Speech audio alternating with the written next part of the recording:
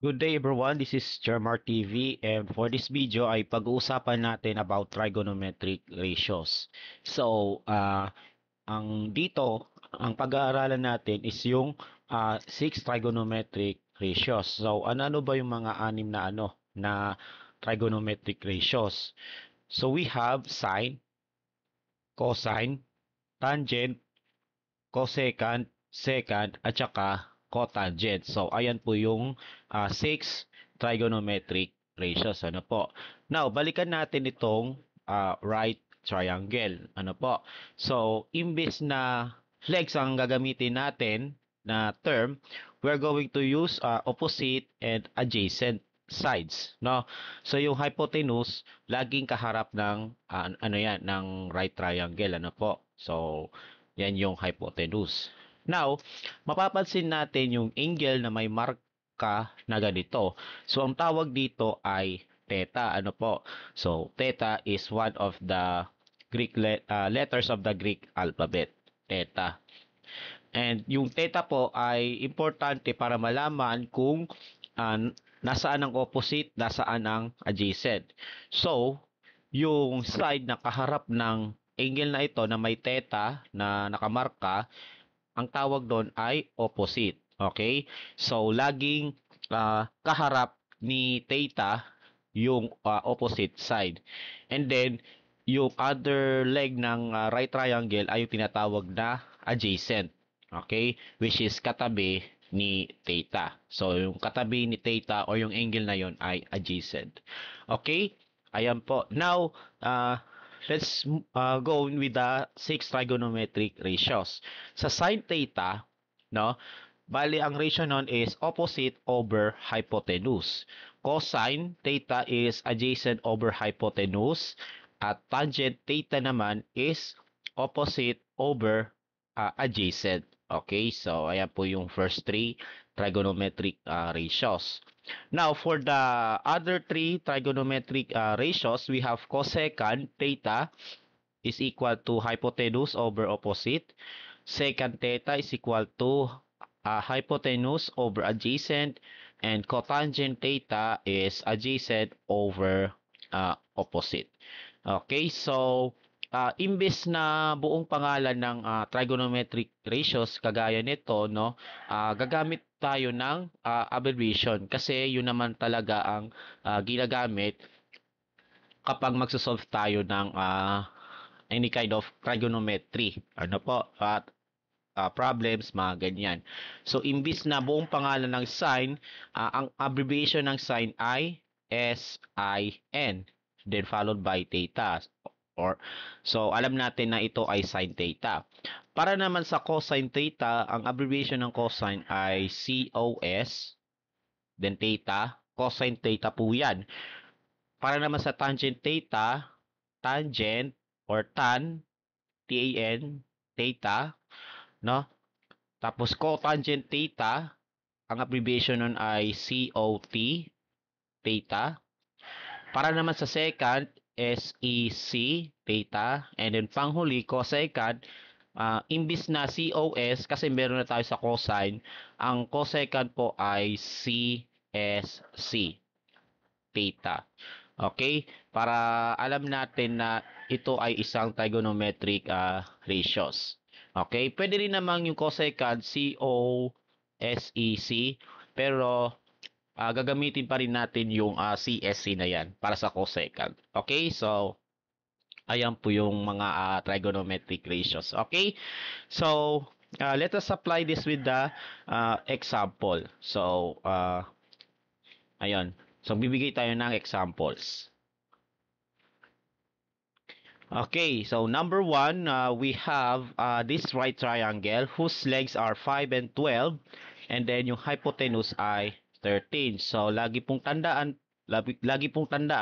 yung kaharap ng right triangle ay yung hypotenuse. Okay? So, isulat natin yung hypotenuse. Ayan. Tapos, alamin natin kung alin yung opposite, alin yung adjacent. So, remember po, ito po yung theta, no? Ito po yung theta. Remember po, yung laging kaharap ng theta yung side na laging kaharap ni theta ay yung opposite side. So, yung side na may length na 5 is the opposite side. Habang yung isa pang side ng right triangle or isa pang leg ng right triangle ay yung adjacent. Okay? Adjacent is 12 while opposite is 5. Okay? So, ilista natin lahat ng 6 trigonometric ratios. So, by the way, no? By the way, kung babalikan natin sa una pa lang, mahirap kabisaduhin kapag ganyan, no? So, why not na magkakaroon tayo ng magic keyword para makabisado natin kaagad or matandaan, no? Matandaan natin kaagad kung anong formula or kung anong ratio ang gagamitin. So, kukunin natin yung first letters ng bawat salita, no? We have sine, nagsisimula sa letter S, tapos opposite, nagsisimula sa O, hypotenuse sa H, no? And then we do the same thing for the other two. So, C, A, H, and then para naman sa tangent, T, O, A. So, kung ano man nabuo, no, letter, ayun po yung keyword na tatandaan natin. So, we have H-O-H, C-A-H, then T-O-A. In other words, SOHCAHTOA. Okay? So, ayan po yung keyword or mnemonic, 'di ba? Yan, mnemonic na madali nating matatandaan yung trigonometric ratio para sa side na ito. Okay? So, ibig sabihin nun, sine is equal to opposite over hypotenuse, cosine is equal to adjacent over hypotenuse, and tangent is equal to opposite over adjacent. Okay? Ngayon, sa kabilang banda naman, no, cosecant theta, no, para sa cosecant, kunin natin yung first letters nila, CHO, tapos para naman sa second, SHA, at para naman sa cotangent, CAO. Kaya ang nabuong keyword ay CHO, SHA, CAO. Or in other words, Cho, Sha, Kao. Okay? So, yung C dito is the cosecant. No, huwag tayong malito kung cosecant to or ano to, cotangent. So, ang naunang C ay yung cosecant, yung pangalawang C naman ay yung cotangent. Okay? So, cotangent is hypotenuse over opposite. Secant is equal to hypotenuse over adjacent. And cotangent is adjacent over opposite. Okay? Ayan po. So, balik na tayo sa unang example and gagamitin natin itong keywords na to na SOHCAHTOA and CHOSHAKAO answer to answer these exercises. Ano po? So, let's go back to the example. Ayan. Okay. So, again, we use SOHCAHTOA, no? Gamitin natin yung red. Ayan. So, towa. Okay, so para naman sa so, no, ang S po dito ay sine. So, kukunin natin yung sine theta, no? And remember po, sine is opposite over hypotenuse. Ang opposite po ay 5, habang ang hypotenuse ay 13. So, ibig sabihin, the value of sine theta is 5 over 13. Okay, ayan po. Then, para naman sa cosine theta, ano po?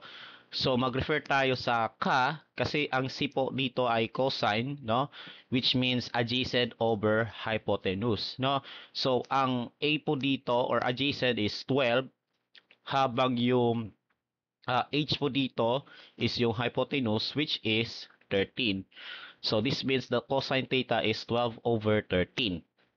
Tapos, para naman sa tangent theta, okay? So, mag-refer tayo sa TOA. Ano po? So, tangent is equal to opposite over adjacent. So, ang opposite ay 5, habang ang adjacent naman ay 12. Okay? So, 5 over 12 po is the value of the tangent. Okay. Now for the other three ratios, no, so we have cho, sha, cow. Okay, cho, sha, cow. So yung unang C dito is yung cosecant, no, which abbreviated as CSC, theta, no? That's hypotenuse over opposite. So ang hypotenuse ay 13 habang ang opposite ay 5. So that's 13 over 5.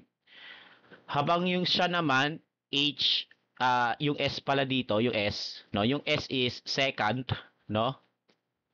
Secant theta is equal to, yung H ay hypotenuse is 13, habang yung adjacent dito ay 12. So 13 over 12. Ayan po yung value ng secant. And then, lastly, sa cow, that's cotangent, 'di ba? Theta is equal to adjacent over hypotenuse.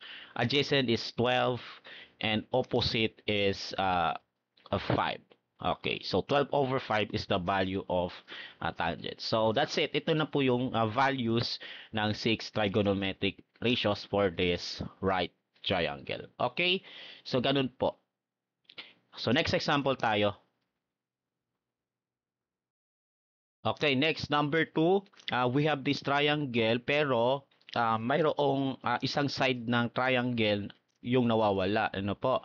That is the measure or the length of this side is missing. So kapag ganun is gagamitin muna natin yung triangle to solve for the missing side. And for this case, ang missing side dito is yung hypotenuse. So ano bang magiging length ng hypotenuse? Ano po? So kaya naman gagamitin natin yung Pythagorean theorem to find out. Ano po? So a squared plus b squared is equal to c squared. That's the Pythagorean theorem. And then since parehong legs ng right triangle ang given, so kayo nang bahala kung anong variable i-assign mo, kung a ba or b, kung alin dyan ng A, alin dyan ng B. Bahala na kayo kasi legs naman ng triangle to eh. Pero ang hindi magbabago is yung hypotenuse ng right triangle, which is C. Okay? So ayan po. So ang A po natin ay 2 squared plus yung B po natin ay 5 squared, then equals C squared. Then isolve natin for C. Ito, i-simplify natin. So, yon. 2 squared is 4 plus 5 squared is 25 is equal to C squared. And 4 plus 25 is 29 equals C squared. Then taking both sides, is taking square both sides of the equation. So, magiging C na to. And then for this one, magiging square root of 29. So, hindi siya perfect square, kaya ganyan na siya. So, ibig sabihin doon, the measure or the length of the hypotenuse is square root of 29. Okay? Ngayon, kumpleto na yung size ng triangle. So, it's time na kunin natin yung trigonometric ratios. So, since nandito yung theta, bale, yung kaharap, yung side kaharap ng theta or ng angle ay laging opposite side. So, this means yung 5 dito ay yung sukat ng opposite side. So, dito na yung opposite natin, no? Kasi nasa taas yung angle. Habang yung isa pang side ng triangle, this one, is the adjacent one. Okay? So, this is the adjacent adjacent side. And then, yung square root of 29 po is our hypotenuse. Okay? Ayan po. So, yeah. Ilista natin yung trigonometric ratios. Ano po? So, remember po, the magic keyword, SOHCAHTOA. Ayan po. So, mag-umpisa tayo sa sine theta. No, remember po, opposite over hypotenuse. So, ang opposite po ay 5, habang ang hypotenuse ay square root of 29. So, notice na meron tayong radical sa denominator. So, kapag mayroong radical sa denominator, we have to rationalize this thing. So, para ma-rationalize, i-multiply natin both numerator and denominator by square root of 29. Okay? Ayan po. So that sa taas magiging 5 square root of 29 na siya. And then, para naman sa baba, 29 times 29 is 29 squared. Tapos kunin natin yung square root, makakancel yung exponent na 2 sa 29 squared. So this will become 29. So yan po yung value ng sine theta, which is 5 square root of 29 over 29. Okay? Para naman sa cosine theta, no? Para naman sa cosine theta, uh, ito po yon ka adjacent over hypotenuse. So our adjacent side is 2, habang yung hypotenuse naman ay square root of 29. Okay? So once again, mayroon tayong radical sa denominator, so we have to rationalize by multiplying both numerator and denominator by square root of 29. Okay? Equals 2 square root of 29 over, again, square root of 29 times the square root of 29 is just 29. So makakancel yung 2 sa 29 squared. Okay? Dahil sa square root. So the value of cosine is this one. Okay? Sunod naman po is tangent theta, no? So ano yung tangent theta? Bale, opposite over adjacent. Okay? Ito yung tangent. Ano po? So opposite is 5, habang ang adjacent naman ay 2. So this is simple as 5 over 2. So no need to simplify further because this is already in simplest form. Okay? 5 over 2. Now, sa kabilang banda naman, we have cho, sha, cow. Okay? So let's start off with cosecant para sa cho, 'di ba? Cosecant of theta, bale hypotenuse over opposite, 'di ba?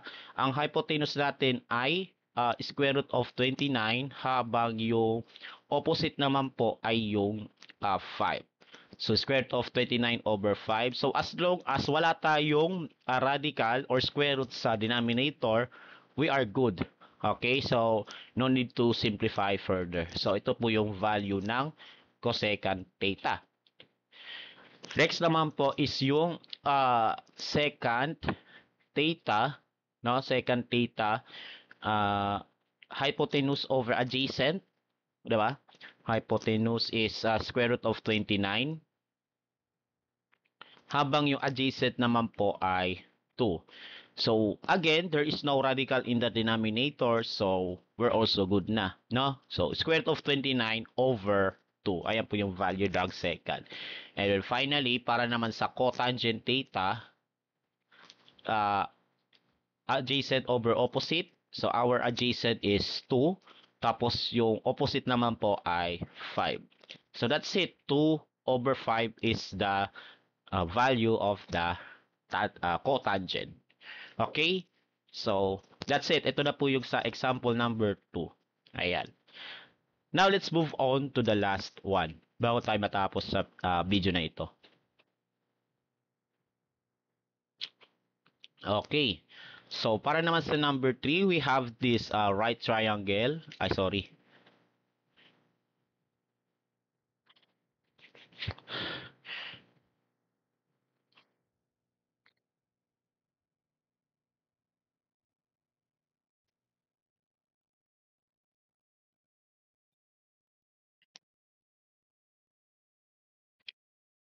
Okay, so para naman sa number 3, we have this right triangle. But this time, ang nawawala is yung isa sa mga legs ng right triangle. So, we have to use again a Pythagorean theorem to solve for the missing side. Okay, this one. So, ano muna natin, no? A squared plus B squared is equal to C squared. Ayan po. Given na yung hypotenuse, which is 20, no? Tapos yung isa sa mga legs ay 16. So again, kayo nang bahala kung saang variable ang i-assign mo, A or B. Basta hindi pwede magbago yung C kasi hypotenuse yan. Okay? So yung 16 po natin, let's say ilagay natin sa A. Okay? So 16 squared. Ayan, plus b squared. Ayan po yung missing side equals c squared. Ang c po natin ay 20 because, this is hypotenuse, Okay. Now, let us solve this equation for b. So, bali 16 squared is 256 plus b squared is equal to 20 squared. So, what is 20 squared? 400. And then now, subtract both sides by 256. Ayan, minus 256. Bale, b squared na lang ang natitira dito. And 400 minus 256 is 144. Then finally, kunin natin square root both sides. So, ang value ng b ay 12. So, this means the measure of the missing side is 12 units. Okay? Ayan, so kumpleto na yung sides ng triangle and it's time to identify the hypotenuse, the opposite, and the adjacent sides.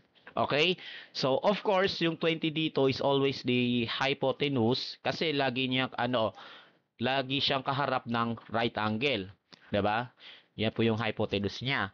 Ngayon, nandito yung theta. So, ibig sabihin, yung side na kaharap ng theta ay yung opposite side.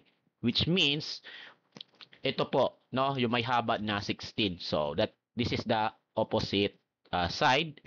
And then, the other leg of the right triangle must be the adjacent side. Ayan yung katabi ni theta. Okay? So, adjacent side. Okay.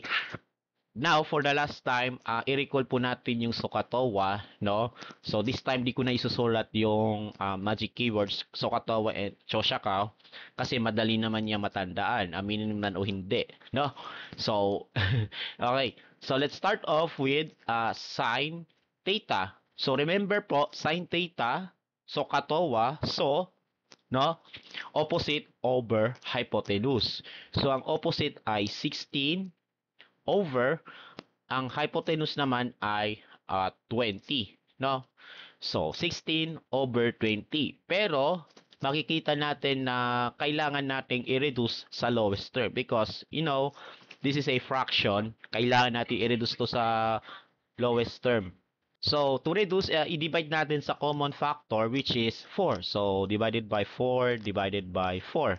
So, 16 divided by 4 is 4. 20 divided by 4 is 5. So, 4 over 5 is the value of sine theta. Okay? Next naman po is the cosine theta. Okay, cosine theta.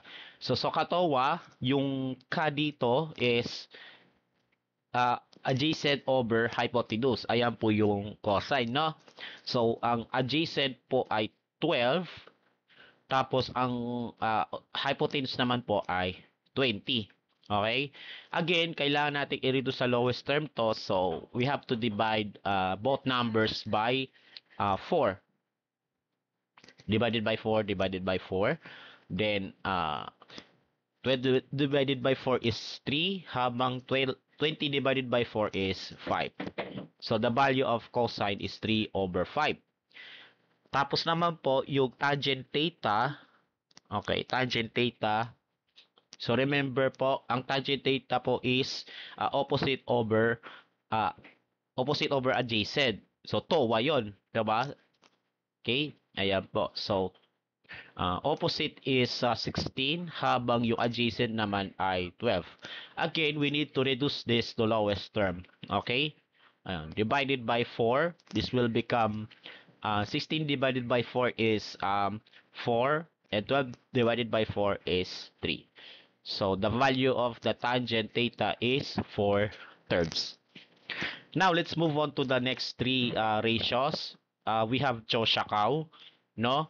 So, sa una ay yung CHO, cosecant, theta is equal to hypotenuse over opposite. So, ang hypotenuse dito ay 20, habang yung opposite naman ay 16. So, we need to reduce this to lowest terms. This will become 5 over 4. Ayan. Next naman po is yung secant theta. Okay, so ano yung secant theta? So, remember po, CHO siya. 'di ba? SHA. So hypotenuse over adjacent. So hypotenuse is 20, adjacent is 12, and pag ni-lowest term mo, magiging 5/3 na siya. Okay, so diniretso natin ang pag lowest term kasi in all cases, 'di ba, in all ratios, nadi-divide naman sila sa 4. Okay? Ayan po, kaya diniretso na lang natin. And lastly is the cosecant theta, ay cotangent rather. Ayan, cos tangent theta. So, Choshakaw, yung CAO doon is adjacent over opposite. Okay? Adjacent is 12 habang yung opposite 16. So, this reduces to 3/4. And that concludes our video about trigonometric ratios. Okay, so i-recall po natin, paulit-ulit natin, itatatak sa isipan natin yung Sokatowa at Choshakaw. Pero you will realize na mas gagamitin natin yung Sokatowa kesa sa Choshakaw kasi madali namang maintindihan yon. Okay? Yung sine, cosine at saka tangent ang mas gagamitin natin kesa sa tatlong ito. Okay? But tandaan pa rin natin yung yung 6 trigonometric ratios. Okay? So this ends our video presentation and I hope you have learned something. So do not forget to subscribe to my YouTube channel and as always, have a great day to all. Bye.